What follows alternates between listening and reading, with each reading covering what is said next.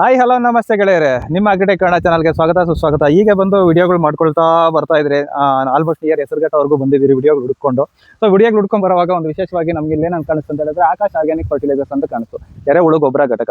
ಇದು ಬಂದು ತೋಟಗಳಲ್ಲಿ ಬಂದು ಚಿಕ್ಕದಾಗಿ ತೊಟ್ಟಿ ಗಿಟ್ಟಿ ಮಾಡ್ಕೊಂಡು ನಮಗೆ ಸಿಕ್ಕುವಂತ ವೇಸ್ಟೇಜ್ ಎಲ್ಲ ಹಾಕಿ ನಾವು ಗೊಬ್ಬರಗಳು ಮಾಡೋದು ಕಾಮನ್ ಆಗಿ ನೋಡಿರ್ತೀರಾ. ಇನ್ನು ಗೊಬ್ಬರಗಳು ಮಾಡದೇ ಇರೋರಿಗೆ ಒಂದು ಗೊಬ್ಬರ ಬೇಕಂತ ಹೇಳಿದ್ರೆ ಇಂಥ ಘಟಕಗಳು ಇರಲೇಬೇಕಂತ ನನ್ನ ಅನಿಸಿಕೆ.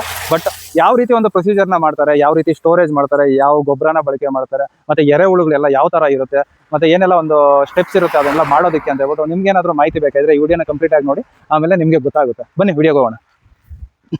ಮೇಡಮ್, ಈಗ ನಾವಿಲ್ಲಿ ನೋಡ್ತಾ ಇರೋವಂಥದ್ದು, ಸೊ ಯಾವ ರೀತಿ ಇದನ್ನ ಸ್ಟೋರೇಜ್ ಮಾಡಿದೀರಾ ಅಂತ ಹೇಳಕ್ಕಾಗುತ್ತೆ ಮೇಡಮ್? ಇದು ಮುಖ್ಯವಾಗಿ ನಾವು ಉಪಯೋಗಿಸೋದು ಅಂದ್ರೆ ಹಸುವಿನ ಸಗಣಿ.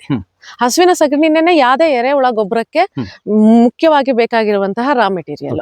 ನಮ್ದು ನಾವು ಈ ರೀತಿಯಾಗಿ ಮೊದಲನೇ ತಂದ ಮೇಲೆ ಒಂದು ತಿಂಗಳ ಕರ ಹೀಗೆ ಬಿಡ್ತೇವೆ. ಅದ್ರೊಳಗಿರುವಂತಹ ಮೀಥೇನ್ ಗ್ಯಾಸ್ ಹೊರಗಡೆ ಬಂದು ಆ ಗೊಬ್ಬರ ತಣ್ಣಕ್ಕಾದ್ಮೇಲೆ ಆ ವಾತಾವರಣ ಹುಳುಗಳಿಗೆ ಬಹಳಷ್ಟು ಉಪಯೋಗವಾಗಿ ಅಥವಾ ಅದಕ್ಕೆ ಸೂಟ್ ಆಗೋ ತರ ವಾತಾವರಣ ಇರುತ್ತೆ. ಆ ತರ ಆದ್ಮೇಲೆ ಅದ್ರಲ್ಲಿ ನಾವು ಹುಳಗಳನ್ನ ಬಿಡ್ತೇವೆ. ಈಗ ಒಂದು ಪರ್ಟಿಕ್ಯುಲರ್ ಆಗಿ ಒಂದು ಸರ್ಟನ್ ಟೆಂಪರೇಚರ್ ಎಲ್ಲ ಅದು ಎಲ್ಲ ಬದುಕಕ್ಕಾಗೋದಿಲ್ಲ. ಈಗ ನೀವು ಹೇಳ್ದಂಗೆ ಅದರಲ್ಲಿರುವಂತ ಗ್ಯಾಸ್ ಎಲ್ಲ ಎವಾಪರೇಟ್ ಅಂದ್ರೆ ಹೊರಗಡೆ ಹೋದ ನಂತರ ನೆಕ್ಸ್ಟ್ ನೀವು ಹುಳುಗಳನ್ನ ಇದರಲ್ಲಿ ಇಂಟ್ರೊಡ್ಯೂಸ್ ಮಾಡ್ತೀರಾ. ಸೊ ಮೇಡಮ್, ಈಗ ಇಲ್ಲಿ ನೋಡೋದಾದ್ರೆ ಬರೀ ನಾವು ಏನು ಕೊಟ್ಟಿಗೆ ಗೊಬ್ಬರ ಅಂದ್ರೆ ಸಗಣಿ ಗೊಬ್ಬರನ ಬಿಟ್ಟು ಇನ್ನೇನೇನು ಒಂದು ರಾ ಮೆಟೀರಿಯಲ್ಸ್ ಎಲ್ಲ ಇದಕ್ಕೆ ಬಳಕೆ ಮಾಡ್ತೀರಾ? ನಾವು ಬಳಕೆ ಮಾಡೋದು ಮುಖ್ಯವಾಗಿ 95% ಸಗಣಿ ಗೊಬ್ಬರ, ಅದಾದ್ಮೇಲೆ ಅಗಸೆ, ಆಮೇಲೆ ನುಗ್ಗೆ ಮತ್ತು ಹೊಂಗೆ, ಈ 3 ಎಲೆಗಳನ್ನ ನಾವು ಉಪಯೋಗಿಸ್ತೇವೆ. ಆ ಎಲೆಗಳನ್ನ ಹಾಕ್ಬಿಟ್ಟು ಅದು ಕೊಳತ ಮೇಲೆ ಈ ಬೆಡ್ಗಳಿಗೆ ನಾವು ಮಿಕ್ಸ್ ಮಾಡ್ತೇವೆ.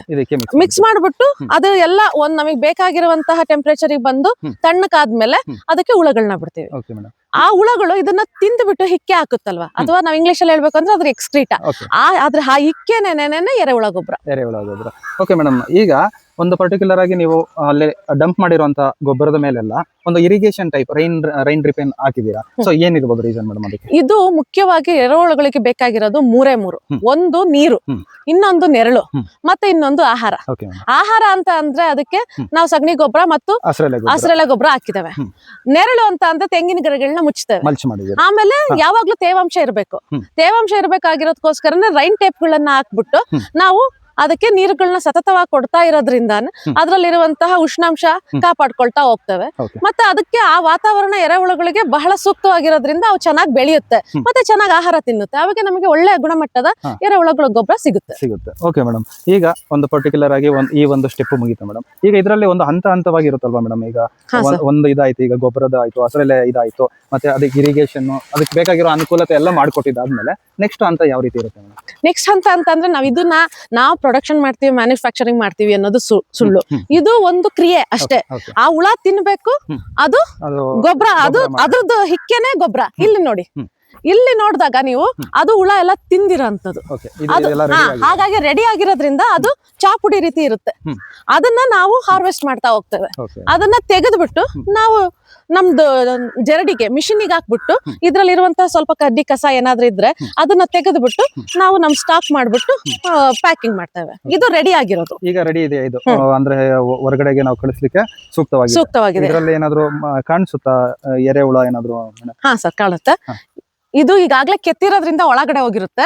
ಈಗ ಇನ್ನೊಂದ್ರಲ್ಲಿ ತೋರಿಸ್ತೇನೆ ನಾನು. ಓಕೆ ಮೇಡಮ್, ಈಗ ಮೇಡಮ್ ಇದರಲ್ಲೂ ಬಂದು 2 ಹಂತವಾಗಿ ಇದೆ ಅಂತ ಹೇಳಿದ್ರೆ, ಈಗ ಇದರಲ್ಲಿ ಎಷ್ಟು ದಿನ ಸ್ಟೋರೇಜ್ ಮಾಡ್ತೀರಾ? ಈಗ ಅಲ್ಲಿ 1 ತಿಂಗಳು ಡಂಪ್ ಮಾಡಿ ಇಟ್ಕೊಳ್ತೀರಾ, ಅದಾದ್ಮೇಲೆ ಇಲ್ಲಿ ಎಷ್ಟು ದಿನ ಸ್ಟೋರೇಜ್ ಮಾಡ್ತೀರಾ ಈ ಒಂದು ಇದರಲ್ಲಿ?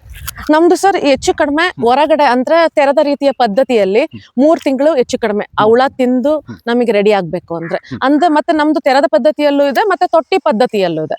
ತೊಟ್ಟಿ ಪದ್ಧತಿಯಲ್ಲಿ ನಮಗೆ ಹೆಚ್ಚು ಕಡಿಮೆ 5 ತಿಂಗಳು ಬೇಕಾಗುತ್ತೆ. ಯಾಕೆ ಅಂದ್ರೆ ಸುತ್ತ ಗಾಳಿ ಬರ್ದಲೇ ಇರೋದ ಕಾರಣ ಅದು ಲೇಟ್ ಆಗುತ್ತೆ. ಬಟ್ ತೆರೆದ ಪದ್ಧತಿ ಅದಂದ್ರೆ ಹೊರಗಡೆ ಮಾಡಿರೋದ್ರಲ್ಲಿ 3 ತಿಂಗಳಲ್ಲಿ ನಮಗೆ ಸಿಗುತ್ತೆ. ಅಂದ್ರೆ ಫಾಸ್ಟ್ ಆಗಿ ನಮಗೆ ಗೊಬ್ಬರ ಅನ್ನೋದು ತಯಾರಾಗುತ್ತೆ. ಈಗ ಇಲ್ಲಿ ರೆಡಿ ಆಗಿರೋ ಗೊಬ್ಬರನ ಎಲ್ಲ ಸ್ವಲ್ಪ ಸಡಿಲ ಮಾಡಿ ಸೊ ಈ ಒಂದು ಇದಕ್ಕೆ ಶಿಫ್ಟ್ ಮಾಡ್ತಾರಂತದ್ದು. ಶಿಫ್ಟ್ ಮಾಡ್ತೇವೆ. ಮತ್ತೆ ಈ ತರ ಯಾಕೆ ಕೆದ್ರದು ಅಂತ ಅಂದ್ರೆ ಅದ್ರಲ್ಲಿರೋಂತಹ ಹುಳಗಳು ಕೆಳಗ್ ಹೋಗ್ಲಿ ಅಂತ. ಇಲ್ಲ ಅಂದ್ರೆ ನಾವ್ ಎತ್ತಬೇಕಾದ್ರೆ ಹಾರ್ವೆಸ್ಟಿಂಗ್ ಟೈಮ್ ಅಲ್ಲಿ ಹುಳಗಳು ಜಾಸ್ತಿ ನಮಗೆ ಬಂದ್ಬಿಡುತ್ತೆ. ಹಾಗಾಗಿ ಒಂದು ಸತಿ ನಾವು ಈ ತರ ಸಲ್ಕೆಲ್ ಕೆತ್ತದ್ರಿಂದ ಅವೆಲ್ಲ ಕೆಳಗ್ ಹೋಗುತ್ತೆ, ಆಮೇಲೆ ನಾವ್ ಎತ್ತಕ್ಕೆ ಸರಿ ಹೋಗುತ್ತೆ. ಓಕೆ ಮೇಡಮ್, ನಿಮಗೆ ಹುಳಗಳನ್ನು ತೋರಿಸ್ತೇನೆ ತಾಳಿ. ಓಕೆ, ಇದು ಒಂದು ಹಂತ ಆಯ್ತು ಮೇಡಮ್. ಇದಾದ್ಮೇಲೆ ಇನ್ನೇನಾದ್ರೂ ಫರ್ದರ್ ಇದ್ರಲ್ಲಿ ತೋರಿಸ್ತೇನೆ ಮೇಡಮ್? ನೀವು ಈಗಾಗಲೇ ಹೇಳ್ದಂಗೆ ತೆರೆದ ಪದ್ಧತಿಯಲ್ಲಿ ಬಂದು ಒಂದು 3 ತಿಂಗಳಿಗೆಲ್ಲ ನಮಗೆ ಗೊಬ್ಬರ ಅನ್ನೋದು ತಯಾರಾಗುತ್ತೆ. ಸೊ ಈ ಒಂದು ಶೆಡ್ ಅಲ್ಲಿ ನೆರಳಿನಲ್ಲಿ ಒಂದು ವಾತಾವರಣದಲ್ಲಿ 5 ತಿಂಗಳಾಗುತ್ತೆ ಅಂದ್ರಲ್ಲ ಮೇಡಮ್. ಸೊ ಇದ್ರ ಬಗ್ಗೆ ಏನಾದ್ರು ಹೇಳೋದಾದ್ರೆ ಒಂದು ಹಾ ಸರ್, ಇದು ನಮ್ದು ಕ್ಲೋಸ್ ಆಗಿ ಅಂತ ತೊಟ್ಟಿ ಪದ್ಧತಿ ಅಥವಾ ಇಂಗ್ಲಿಷ್ ಅಲ್ಲಿ ಪಿಟ್ ಮೆಥಡ್ ಅಂತ ಹೇಳ್ತಾರೆ. ಇದ್ರಲ್ಲಿ ನಾವು ಎರೆಗಳು ಅಂದ್ರೆ ಸಗಣಿ ಅಥವಾ ಮತ್ತೆ ಹಸಿರೆಲೆ ಗೊಬ್ಬರ ತುಂಬಿದ್ಮೇಲೆ ಹುಳಗಳ ಬಿಟ್ಟ ಮೇಲೆ ಮೇಲ್ಗಡೆ 1-1.5 ಅಡಿಗೆ ತನಕ ಮಾತ್ರ ಹುಳಗಳು ಹೋಗುತ್ತೆ. ಅಲ್ಲಿಂದ ಆ ಹುಳಗಳು ತಿಂದು ಅಲ್ಲಿ ಅಷ್ಟು ಮಾತ್ರ ನಮಗೆ ತಯಾರಾಗುತ್ತೆ. ನಾವು ಪ್ರತಿ 1 ತಿಂಗಳಿಗೂ 1.5 ತಿಂಗಳಿಗೂ 1 ಅಡಿ 1.5 ಅಡಿಯಷ್ಟು ಮಾತ್ರ ತೆಗಿತಾ ಇದೀವಿ. ಇವಾಗ ನೀವು ಹತ್ರ ಇರೋದ್ರಲ್ಲಿ ನೋಡ್ಬೋದು, ಇದಾಗ್ಲೇ 2 ಹಾರ್ವೆಸ್ಟ್ ಆಗಿರುವಂತಹ ತೊಟ್ಟಿಗಳು. ಅಲ್ಲಿ ಮುಂದೆ ಪೂರ್ತಿ ಇರೋಂಥದ್ದು ಇನ್ನು 1 ಹಾರ್ವೆಸ್ಟ್ ಆಗ್ದಲೇ ಇರೋಂಥದ್ದು, ಅದರಲ್ಲಿ ನೀವು ತೆಗೆದೇ ಇಲ್ಲ, ಅದ್ರಿಂದ ತೆಗ್ದಿಲ್ಲ. ಬಟ್ ಇದ್ರಲ್ಲಿ ಆಗ್ಲೇ 2 ಹಾರ್ವೆಸ್ಟ್ ಆಗಿದೆ. Okay madam. ಓಕೆ, ಇದಾದ್ಮೇಲೆ ಮೇಡಮ್ ಮುಂದಿನ ಹಂತದಲ್ಲಿ ಈ ಪ್ಯಾಕೇಜಿಂಗ್ ಆಗ್ಲಿ ಮತ್ತೊಂದು ಯಾವ ರೀತಿ ಇರುತ್ತೆ ಅಂತ ನೋಡೋಣ ಮೇಡಮ್. ಓಹೋ, ಎರೆಹುಳ ರೆಡಿಯಾಗಿ ಇದೆ. ಓಹೋ, ಎಷ್ಟು ಚೆನ್ನಾಗಿದೆ ನೋಡೋಣ. ಈ ತರ ನೆಲದಲ್ಲೆಲ್ಲ ಇದ್ರೆ ತಾನೇ ಫಲವತ್ತತೆ ಚೆನ್ನಾಗಿರೋದು. ಓಕೆ, ಹಂಗೆ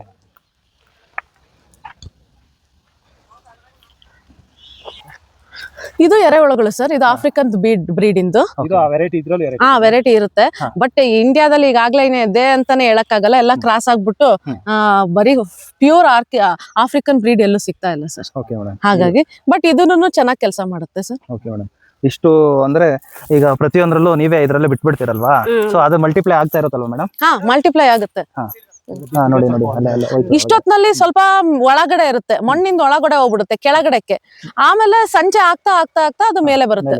ಇಲ್ಲ ಅಂದ್ರೆ ಮಳೆಗಾಲದಲ್ಲೂ ಮೇಲಿರುತ್ತೆ, ಬಿಸಿಲಲ್ಲಿ ಸ್ವಲ್ಪ ಕೆಳಗಡೆ ಹೋಗಿರುತ್ತೆ.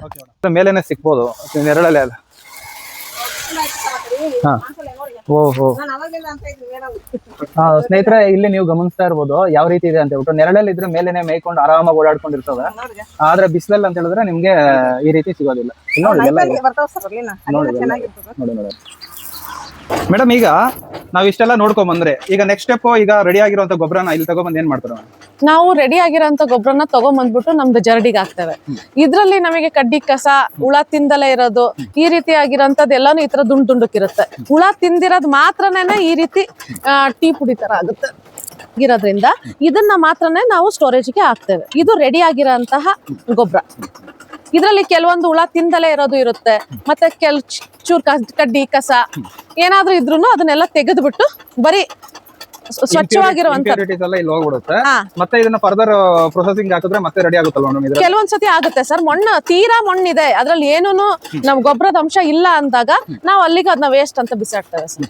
ಅದನ್ನು ಗೊಬ್ಬರದ ರೀತಿಯಲ್ಲಿ ನಾವು ಬಳಕೆ ಮಾಡ್ಕೋಬಹುದಲ್ಲ? ವೇಸ್ಟ್ ಆಗಿರೋದನ್ನು ಮಾಡ್ಕೋಬಹುದು. ಇಲ್ಲಿ ಕೆಲವರು ರೈತರು ತಗೊಂಡ್ ಹೋಗ್ತಾರೆ ಅದನ್ನ, ಅವ್ರ ತೋಟಕ್ಕೆ ಲೋಡ್ ಗಟ್ಲೆ ತಗೊಂಡೋಗಿ ಒಡ್ಸ್ಕೊಳ್ತಾರೆ ಹತ್ರದಲ್ಲಿ.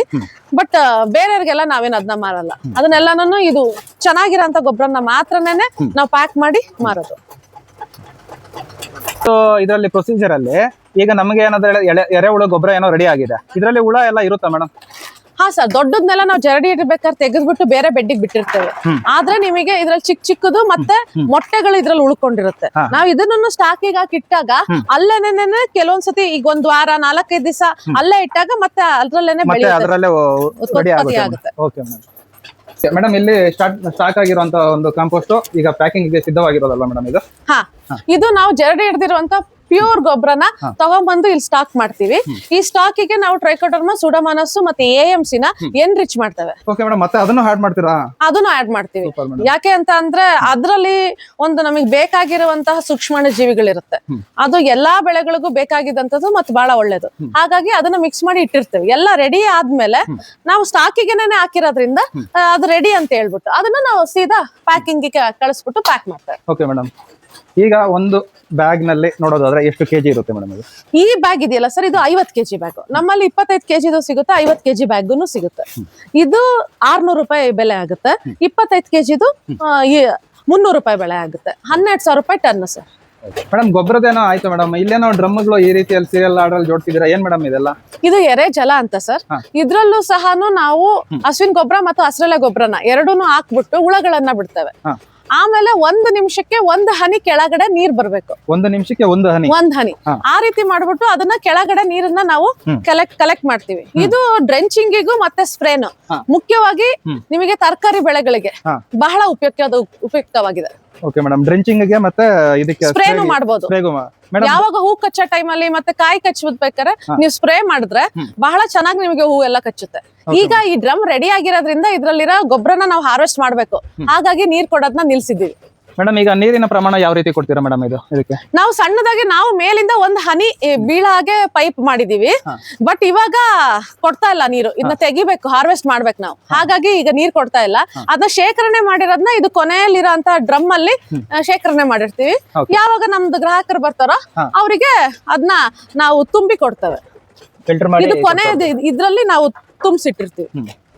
ಈಗ ಇನ್ನೂ ಒಂದು ತಿಂಗಳ ಕಾಲ ನಾವು ಇದನ್ನ ಮತ್ತೆ ನಾವು ತೆಗಿಯಲ್ಲ ನೀರನ್ನ. ಓಕೆ ಮೇಡಮ್, ಸೊ ಇದು ಒಂದು ಎರೆಜಲ. ಇದನ್ನ ಸ್ಪ್ರೇ ಡೋಸೇಜ್ ಹೇಳೋದಾದ್ರೆ ಎಷ್ಟು ಪ್ರಮಾಣದಲ್ಲಿ ಕೊಡಬೇಕು? 1 ಲೀಟರ್ಗೆ 10 ಲೀಟರ್ ನೀರನ್ನು ಮಿಕ್ಸ್ ಮಾಡ್ಕೋಬೇಕು. 1 ಲೀಟರ್ಗೆ 10 ಲೀಟರ್. ಹಾ, ಓಕೆ ಮೇಡಮ್. ಸೊ ಇದೊಂದು ಎರೆಜಲ ಮತ್ತೆ ಎರೆಹುಳು ಘಟಕದ ಒಂದು ಸಂಕ್ಷಿಪ್ತವಾದ ಮಾಹಿತಿ. ಮತ್ತೆ ಅಣ್ಣ ಮೇಡಮ್, ಈಗ ನೋಡೋದಾದ್ರೆ ಈ ಎರೆಜಲ ಪ್ರೈಸ್ ನಿಮ್ ಕಡೆ ಎಷ್ಟಾಗ್ಬೋದು ಮೇಡಮ್? 1 ಲೀಟರ್ನ ಬೆಲೆ 60 ರೂಪಾಯಿ ಲೀಟರ್ ಸರ್. 60 ರೂಪಾಯಿ ಲೀಟರ್ ಆಗುತ್ತೆ. 60 ರೂಪಾಯಿ ಲೀಟರ್ ಆಗುತ್ತೆ. 5 ಲೀಟರ್ದು ಕ್ಯಾನ್ ಬರುತ್ತೆ. 300 ರೂಪಾಯಿ ಒಂದು ಕ್ಯಾನ್ ಬೀಳುತ್ತೆ. ಬೆಲೆ ಇರುತ್ತೆ. ರೈತರು ಅವ್ರ ಬಾಟ್ಲ್ ತಂದಾಗ 1 ಲೀಟರ್ ಅರ್ಧ ಲೀಟರ್ನು ಬೇಕಾದ್ರೆ ಕೊಡ್ತೇವೆ. Okay madam. ಮೇಡಮ್ ಈಗ ಎರೆಹುಳು ಗೊಬ್ಬರಗಳು ಅಂತ ಹೇಳಿದ್ರೆ ಸುಮಾರು ಕಡೆ ಸುಮಾರು ವಿಧವಾದ ಎಲ್ಲ ಇದು ಬರ್ತದೆ. ಪರ್ಟಿಕ್ಯುಲರ್ ಆಗಿ ಆ ಒಂದು ಗೊಬ್ಬರ ಕರೆಕ್ಟ್ ಆಗಿ ತಯಾರಾಗಿದೆ ಅನ್ನೋದಕ್ಕೆ ಒಂದು ಸೈಂಟಿಫಿಕ್ ಆಗಿ ನಾವು ಕಂಡುಹಿಡಿಬೇಕಂದ್ರೆ ಯಾವ ರೀತಿ ಇರ್ಬೇಕು ಮೇಡಮ್? ಮೊದಲನೇದಾಗಿ ಅದನ್ನ ನೋಡಕ್ಕೆ ಟೀ ಪುಡಿ ತರ ಇರ್ಬೇಕು. ಆಮೇಲೆ ತೇವಾಂಶ ಇದ್ದೇ ಇರ್ಬೇಕು. ತೇವಾಂಶ ಇಲ್ದಂಗ್ ಇತ್ತು ಅಂತಂದ್ರೆ ಅದ್ರಲ್ಲಿರೋ ಸೂಕ್ಷ್ಮಾಣು ಜೀವಿಗಳು ಸತ್ತೋಗಿರುತ್ತೆ. ಮತ್ತೆ ಹಾಗಾಗಿ ತೇವಾಂಶ ಇರ್ಬೇಕು, ಟೀ ಪುಡಿ ತರ ಇರ್ಬೇಕು. ಮತ್ತೆ ಮೂಸ್ ನೋಡಿದಾಗ ನಾವು ಅಥವಾ ವಾಸನೆ ನೋಡಿದಾಗ ಯಾವ್ದೇ ರೀತಿಯಾದಂತಹ ಹಸುವಿನ ಸಗಣಿದು ವಾಸನೆ ಬರಬಾರ್ದು. ಆ ರೀತಿ ಇದ್ದಾಗ ನಾವು ತಗೊಂಡಿರುವಂತ ಒಂದು ಪ್ರಾಡಕ್ಟ್ ಜೆನ್ಯೂನ್ ಆಗಿದೆ ಅಂತ ಗೊತ್ತಾಗುತ್ತೆ. ಮತ್ತೆ ನೀವು ಮುಷ್ಟಿ ಮಾಡಿದಾಗ ಮುಷ್ಟಿ ಆಗ್ಬೇಕು, ಆದ್ರೆ ಅದರಿಂದ ನೀರು ತೊಟ್ಟಿಕ್ಬಾರ್ದು. ಅಂದ್ರೆ ಮಾಯಿಶ್ಚರ್ ಬಂದು ಸುಮ್ನೆ ಲೈಟ್ ಆಗಿದ್ರೆ ಸಾಕಾಗುತ್ತೆ. ಮುಷ್ಟಿ ಮಾಡಿದಾಗ ಉಂಡೆ ಆಗ್ಬೇಕು, ಆದ್ರೆ ನೀರ್ ತೊಟ್ಟಿಕ್ಬಾರ್ದು. ನೀರ್ ತೊಟ್ಟಿಕ್ಕಿದ್ರೆ ಜಾಸ್ತಿ ನೀರ್ ಹಾಕಿದೀವಿ ಅಂತ ಹೇಳ್ಬಿಟ್ಟು ಅರ್ಥ. ಓಕೆ ಮೇಡಮ್, ಇದೊಂದು ವಿಚಾರ. ಓಕೆ ಮೇಡಮ್, ನಿಮ್ಮ ಸಮಯ ಕೊಟ್ಟು ಈ ಒಂದು ಏನು ಎರೆಹುಳು ಗೊಬ್ಬರ, ಆರ್ಗ್ಯಾನಿಕ್ ಗೊಬ್ಬರ ಏನಿದೆ, ಇದ್ರ ಬಗ್ಗೆ ಎಲ್ಲ ಒಂದು ಸಂಕ್ಷಿಪ್ತವಾದ ಮಾಹಿತಿ ನಮ್ಮ ಜೊತೆ ಹಂಚ್ಕೊಂಡಿದ್ದೀರಾ. ನಿಮ್ಗೆ ನಮ್ಮ ಕಡೆಯಿಂದ ಈ ವಿಡಿಯೋ ಯಾರೆಲ್ಲ ನೋಡಿದ್ದಾರೆ, ಯಾರು ಸಾವಯವ ಕೃಷಿ ಅಭಿಮಾನಿಗಳು, ಅವ್ರ ಕಡೆಯಿಂದ ಎಲ್ಲ ನಿಮ್ಗೆ ತುಂಬ ಧನ್ಯವಾದಗಳು ಮೇಡಮ್. Thank you.